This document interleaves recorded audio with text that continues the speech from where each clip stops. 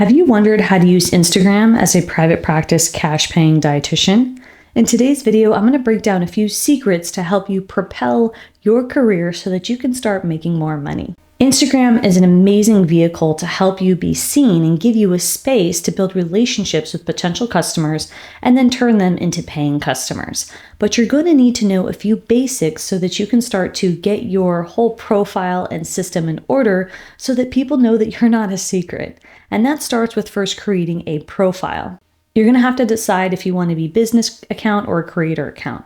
Now, you can always change your mind. I don't suggest that you use a personal account for business use, but you will need to choose what type of account, and then you're going to need to set up your profile. I give extensive training step by step about what this looks like and how to set it up to save you time inside of our library, and you'll find the link listed below. It's our affordable monthly membership where I give you training and curriculum, as well as live calls from our team to support your business growth so that you can start making more money in your cash pay private practice.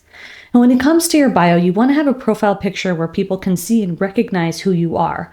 That means that your profile picture is not a full body picture, and it's also not with anybody else in the photo. So think of something like a headshot where it's shoulders or even collarbone up so that people can start recognizing your face, particularly your eyes. So if people can see and make a connection with who you are, you're going to have a better chance of building that brand recognition.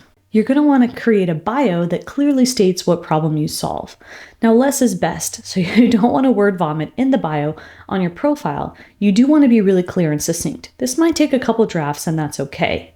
You also want to have a call to action, so you're really clear in telling people what to do, such as apply for coaching, buy your product or service, or maybe sign up for your newsletter. Maybe you have a free guide and you want to add people to your email list. That's going to depend on what your goal is, but you do want to make sure that your profile is set up for success so that people know what you do and people can recognize who you are and people know what action to take because you've asked them to take that action with an appropriate link. You also want to create a clear goal. So oftentimes social media can feel really draining because dietitians don't have a clear goal of what they're working towards.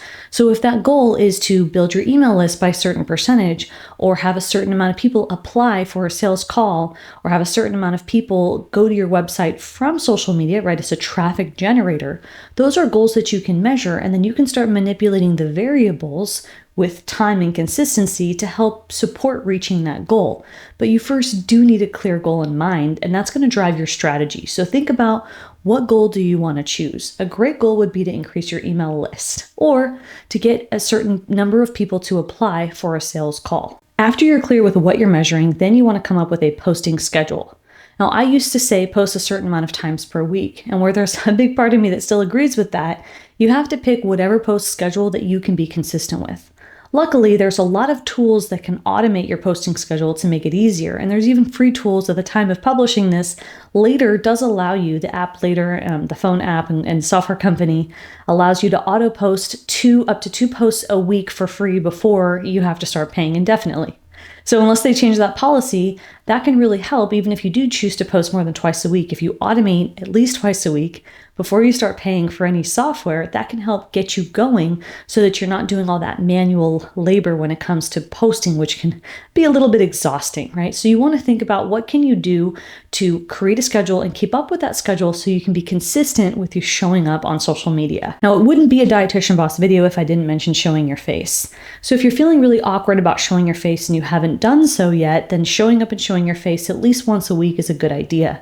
You can show up in your stories, you can show up on a reel, you can show up in an actual still image or in a carousel, but you do want to find a way to show up so that people can start recognizing you and you can build that know, like, and trust factor with your audience. Bonus points if you can start talking about the problems that you solve, and you can start even sharing case studies and testimonials of clients that you've already helped so that people know that you are a credible resource. Now, another way to grow your Instagram as a cash-paid dietitian in private practice would be using a content checklist. Now, I've created this, and this is something I share inside of our library, but I'll give you a little bit of a hint as to what I have on my checklist.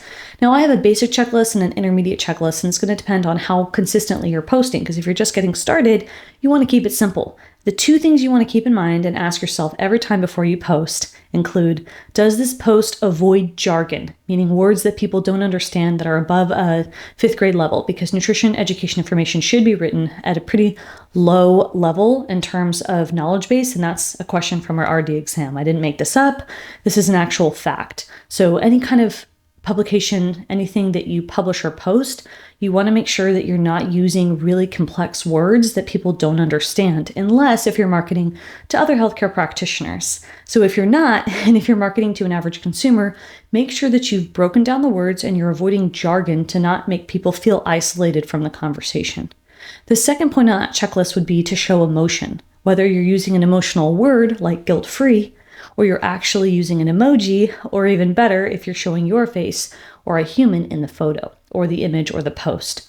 So with those 2 items on the checklist, that's a good start. Ask yourself those 2 questions every time before you post to help you get consistent. Once you start progressing and you've been posting consistently, then I'll come back and add to that checklist. You want to come up with an engagement schedule, meaning how often are you engaging and what does that look like? Are you doing that every day for 10 minutes or twice a week for 20 minutes? And what does your engagement schedule consist of? Perhaps you're responding to comments and DMs. Perhaps you're sending DMs to people in your audience and having genuine conversations and learning about their wants and needs to create better, more aligned content and try to focus on building relationships that are deeper to then help you ask for referrals and make some sales. You want to think about boundaries. So if that means that you limit the amount of time you're on social media, that's a good idea. Maybe you don't check on the weekends. Or maybe you decide that you have boundaries in terms of bullying and hate speech, or what you might consider hate speech on social. And so that might mean that you have a process where you delete comments that are not warranted or that perhaps violate any of your personal policies. And then you decide if you want to block people if they're being bullies or not. That's up to you. But you do want to have some type of a process. You do want to have some type of a process for when things get heated online. Now, I'm not saying they will immediately, but they can. And so that might be coming, and I want you to prepare for it and think about growing your mindset so that you can really tackle that head on when it comes to any of the tension that we as dietitians experience in the online space. The last point I want to share is to have an evaluation process. You want to look at the metrics. So you've set up your profile, you've created a goal, but now as a dietitian looking to create income from using Instagram and grow your business, you're going to want to measure your efforts. So if your goal was to grow your email list, you want to see how many new subscribers do you have per day, per week, or per month. And then you might want to look and see how many people are opening the email sequence that you've sent them, that you've triggered to them. So you want to look at the metrics that matter and measure them and see what actions can you improve and modify to get better results to reach your goal faster. If you want support with growing your Instagram, I do invite you to join the library.